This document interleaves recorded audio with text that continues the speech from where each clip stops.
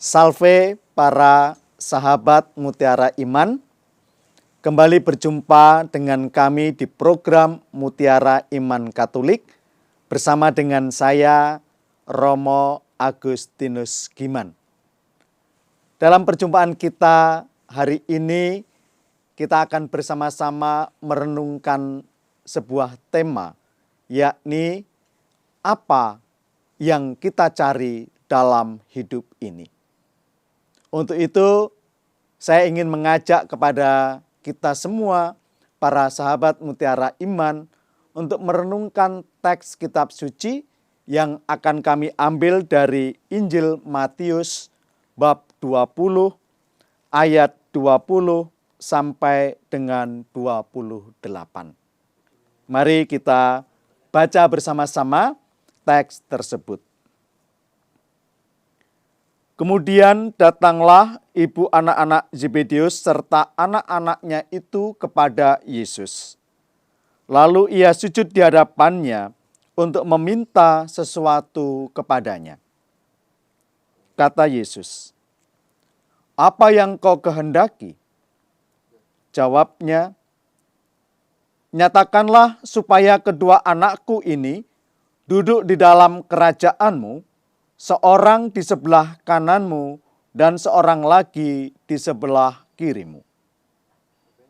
Namun Yesus menjawab katanya, "Kamu tidak tahu apa yang kamu minta. Dapatkah kamu meminum dari cawan yang akan kuminum?" Kata mereka kepadanya, "Kami dapat."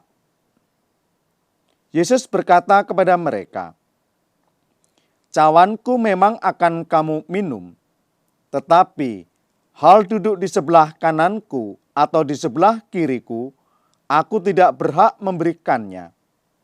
Tempat itu akan diberikan kepada orang-orang yang ditentukan oleh Bapakku." Mendengar hal itu, marahlah ke-10 murid yang lain kepada kedua saudara itu.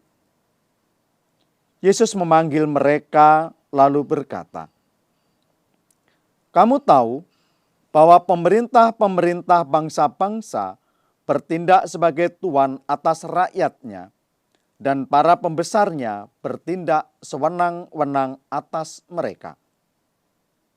Tidaklah demikian di antara kamu.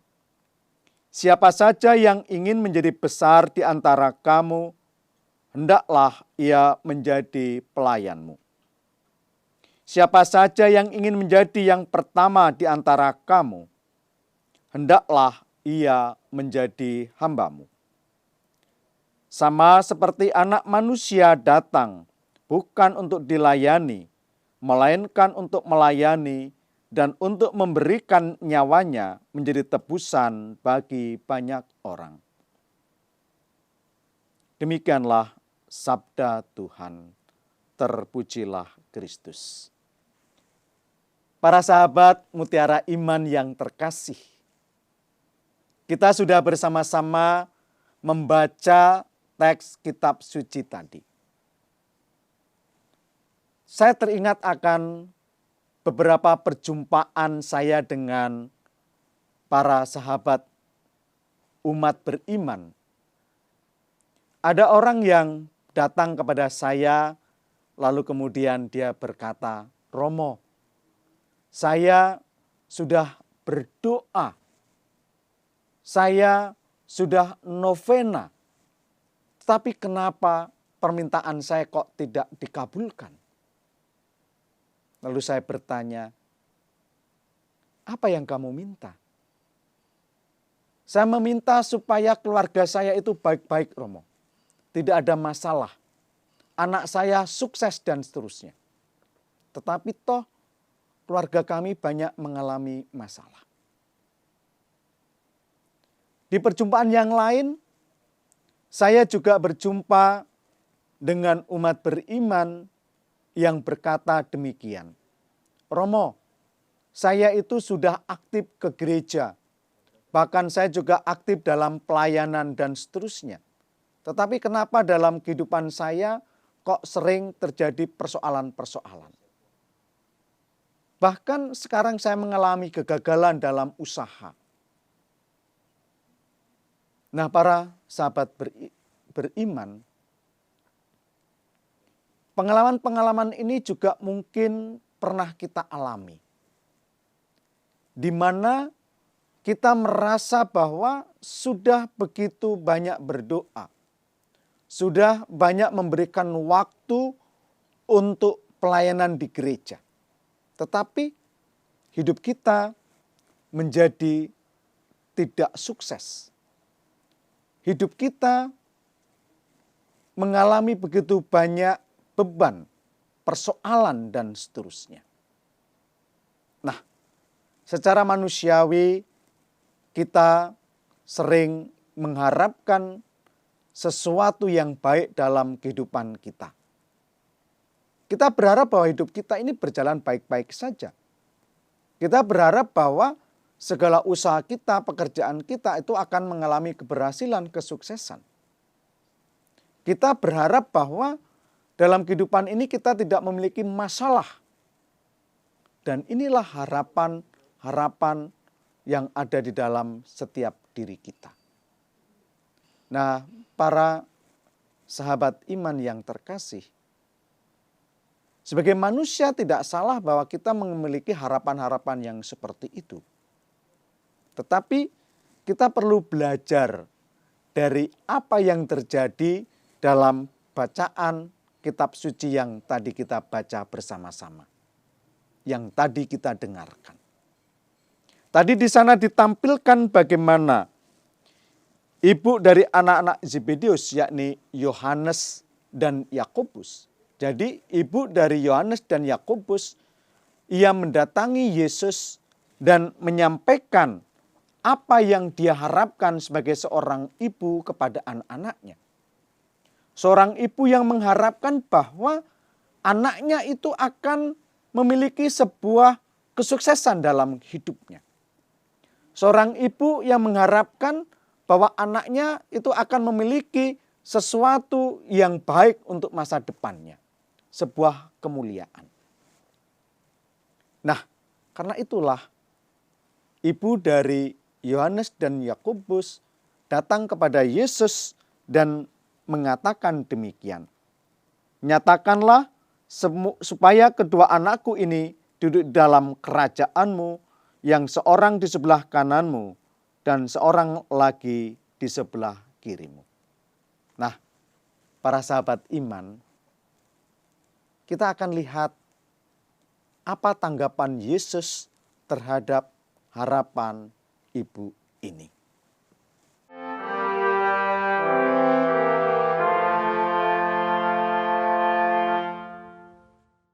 Sahabat Mutiara Iman yang terkasih, tadi kita sudah melihat apa yang diharapkan dari ibu dari Yohanes dan Yakobus.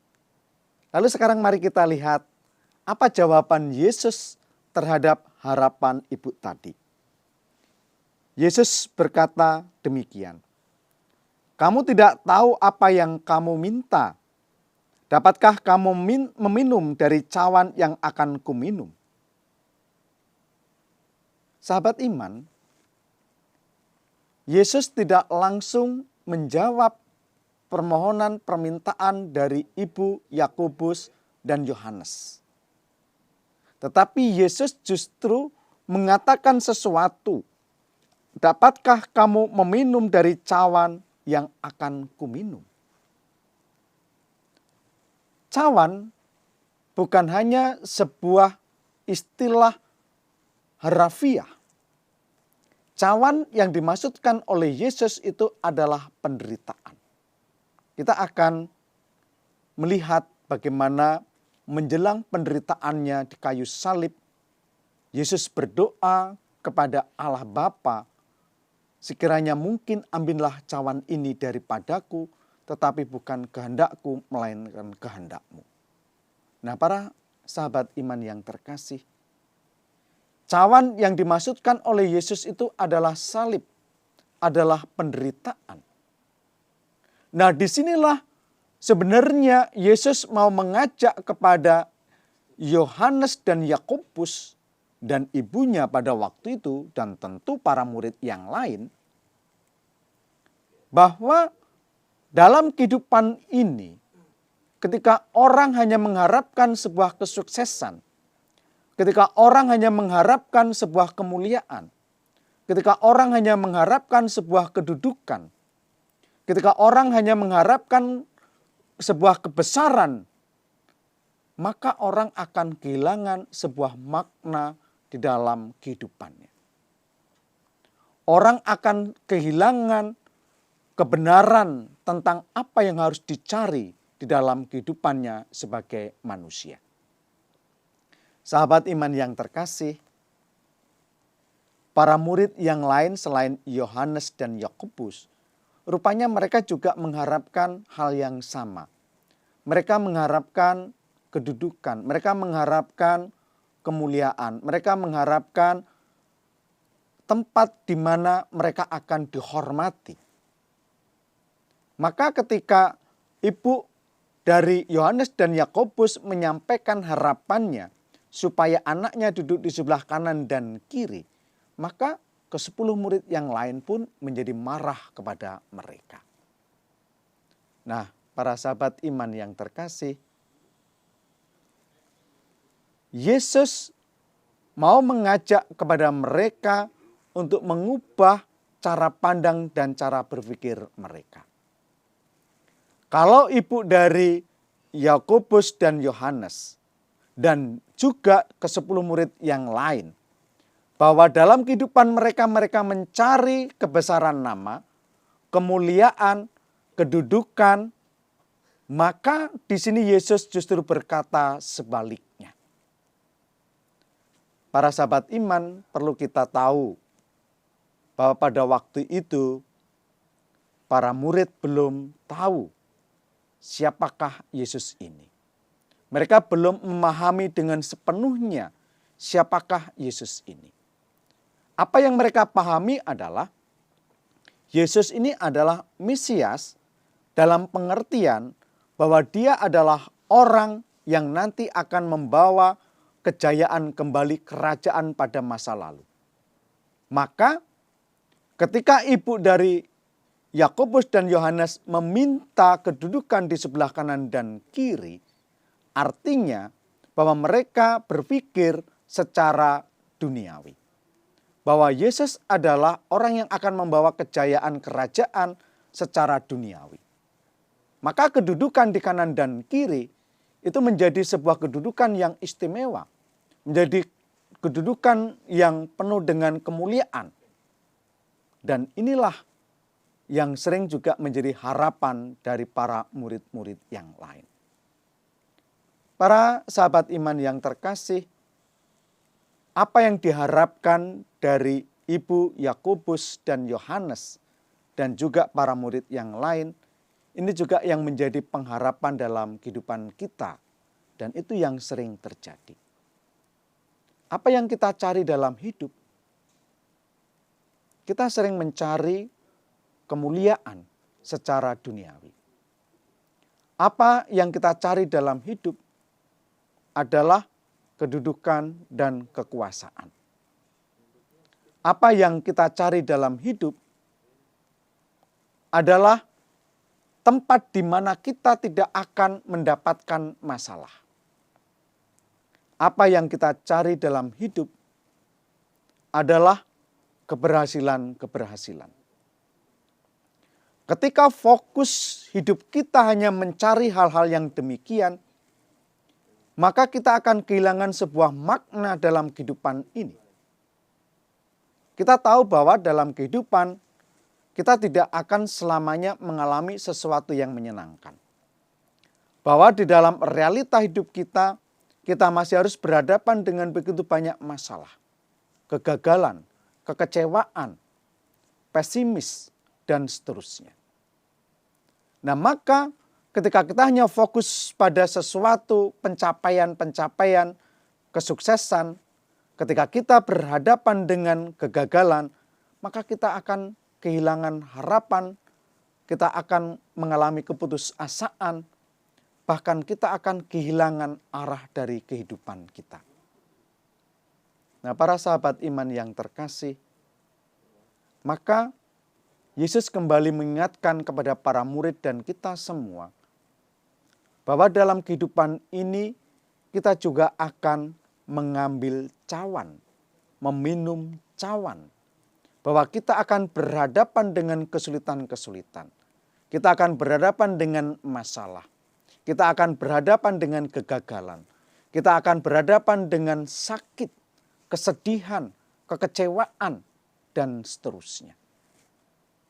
Dan disinilah sebenarnya ketika orang berada di dalam pengharapan, ketika orang berada di dalam iman, meskipun mengalami kegagalan, meskipun dalam penderitaan, maka di sanalah orang kemudian menemukan akan makna hidupnya. Nah, para sahabat iman yang terkasih, Yesus mengajak kepada kita semua untuk memahami dan mengerti bahwa sebagai pengikut Yesus, kita bukan hanya mau memperoleh kesuksesan, kita bukan hanya mau memperoleh kemakmuran dalam kehidupan kita ini, tetapi juga kita diingatkan bahwa kita harus siap untuk juga menanggung penderitaan. Kita juga harus siap untuk menerima kegagalan dalam kehidupan kita ini. Kita harus siap untuk menanggung kekecewaan-kekecewaan di dalam kehidupan kita ini. Namun apa yang membuat kita bisa bertahan dalam situasi yang seperti ini? Kita akan bersama-sama nanti menimba pesan dari apa yang disampaikan oleh Yesus kepada kita.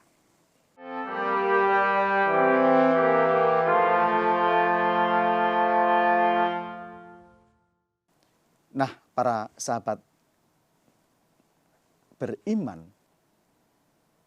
Yesus mengajarkan kepada kita dalam perikop Injil yang tadi kita baca, bahwa jika kita mau menjadi besar, kita harus menjadi pelayan bagi sesama. Menjadi pelayan dalam pengertian bahwa bagaimana hidup kita ini sungguh berarti, bermakna, menjadi berkat bagi orang lain. Menjadi berkat bukan hanya kita berbagi dengan apa yang kita miliki.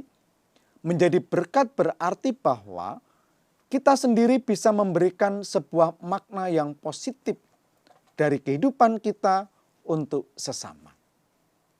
Maka disinilah pentingnya sebuah kesaksian iman. Ketika di zaman modern ini orang begitu mudah putus asa, ketika orang kemudian kehilangan arah dalam kehidupannya. Ketika orang dalam situasi sulit, bahkan di dalam kegagalan, kemudian orang mencari hal-hal yang membuat mereka merasa senang, merasa terhibur dengan hiburan-hiburan duniawi. Maka sebagai orang yang beriman, justru kita diajak untuk memberikan kesaksian bagaimana di tengah penderitaan, tengah kesulitan kehidupan kita, kita tetap memiliki iman dan kepercayaan. Yesus, Guru dan Tuhan kita, justru mengajak kita untuk memiliki hidup yang jauh lebih bermakna. Hidup yang tidak hanya didasarkan pada kesuksesan duniawi, tetapi justru hidup yang berani bertahan, memiliki ketekunan, memiliki harapan di dalam setiap penderitaan kehidupan kita. Hidup yang bisa memberikan kesaksian kepada banyak orang bahwa hidup kita tidak hanya berhenti ketika kita mengalami kegagalan. Hidup tidak berhenti dan habis ketika kita banyak mengalami kekecewaan. Maka para sahabat mutiara beriman, mari dalam kehidupan ini kita menyerahkan seluruh apa yang menjadi beban kehidupan kita kepada Allah. Karena dialah yang menjadi tempat tumpuan kita. Karena dialah yang bisa menjadi kekuatan kita di dalam menghadapi setiap kesulitan-kesulitan kita. Para sahabat Mutiara Iman, tentu dalam hidup ini ada begitu banyak kesulitan-kesulitan yang kita hadapi. Dan saya mengajak kepada kita semua, mari kita satukan dalam doa kita. Sekaligus nanti saya akan memberikan berkat untuk Anda semua. Supaya dalam hidup ini kita terus tetap memiliki iman dan harapan. Kendati pun hidup kita susah dan begitu banyak masalah. Mari para sahabat Mutiara Iman, kita bersatu di dalam doa. Dalam nama Bapa dan Putra dan Roh Kudus. Allah Bapa di surga, kami bersyukur kepadamu atas perjumpaan kami bersama di dalam program Mutiara Iman ini. Bapa, kami bersyukur bahwa dalam kehidupan ini, kendati ada begitu banyak masalah dan penderitaan yang kami hadapi, tetapi Engkau adalah Allah yang tidak pernah meninggalkan kami. Engkau Allah yang senantiasa mencintai kami. Kami bersyukur bahwa sebagai orang-orang yang beriman, kami semua diteguhkan bahwa mengimani Engkau bukan berarti bahwa hidup kami harus senantiasa baik-baik saja. Hidup kami harus selalu mengalami kesuksesan.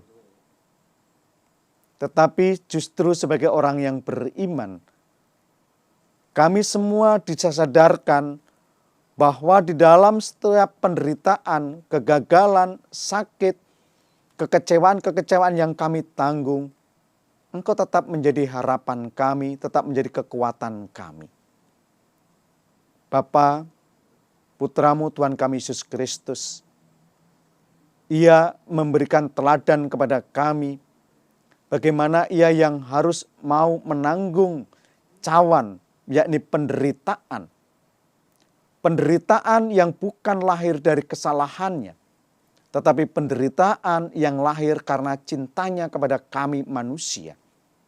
Penderitaan yang lahir dari Engkau sendiri yang mau menebus kami dari dosa-dosa ini. Justru disitulah kami menimba kekuatan daripadamu, bahwa dalam hidup ini, bahwa Engkau tidak pernah meninggalkan kami. Engkau memberikan rahmat kasih-Mu dan berkat-Mu. Dengan penderitaan yang harus ditanggung oleh Putra-Mu Tuhan kami Yesus Kristus, kami sungguh diyakinkan bahwa ketika dalam penderitaan, ketika dalam masalah, bahwa kami tidak pernah berjalan sendirian. Tuhan kami Yesus Kristus senantiasa berada bersama dengan kami. Maka, ya Bapa, kami berdoa untuk para sahabat Mutiara Iman, dimanapun mereka berada. Sekiranya di antara mereka ada yang sedang menghadapi persoalan dalam kehidupannya, ketika mereka sedang mengalami kegelapan karena merasa tidak ada jalan keluar dari masalah yang sedang dihadapi. Ketika mereka merasakan keletihan karena persoalan yang bertubi-tubi yang menimpa mereka. Ketika mereka mengalami kesedihan, kekecewaan, karena harapan-harapan mereka yang tidak tercapai. Kami mohon, utuslah Roh Kudus-Mu sendiri untuk menerangi mereka, untuk menguatkan mereka, untuk meneguhkan mereka, bahwa di dalam situasi-situasi yang mereka hadapi, Engkau tak pernah meninggalkan mereka. Bapa, semoga dalam situasi-situasi yang mereka hadapi itu, Mereka sungguh menemukan Engkau sebagai Allah yang penuh kasih, Allah sebagai sumber penghidup, pengharapan di dalam hidup kami. Maka ya Bapa, secara khusus kami mohon berkat-Mu untuk mereka, kekuatan dan peneguhan-Mu untuk mereka. Semoga mereka senantiasa hidup menjadi orang yang beriman, orang yang tidak pernah patah harapan di dalam kehidupannya. Maka kami mohon berkat-Mu untuk para sahabat mutiara iman. Tuhan bersamamu dan bersama roh-Mu. Semoga para sahabat mutiara iman di dalam seluruh pesiaran dan seluruh pergumulan dan perjuangan dalam kehidupan kita masing-masing senantiasa diteguhkan, dikuatkan, dan diberkati oleh Allah yang Maha Kuasa, Bapa, Putra, dan Roh Kudus. Amin. Para sahabat mutiara iman yang terkasih, terima kasih dalam perjumpaan kita dalam mutiara iman ini.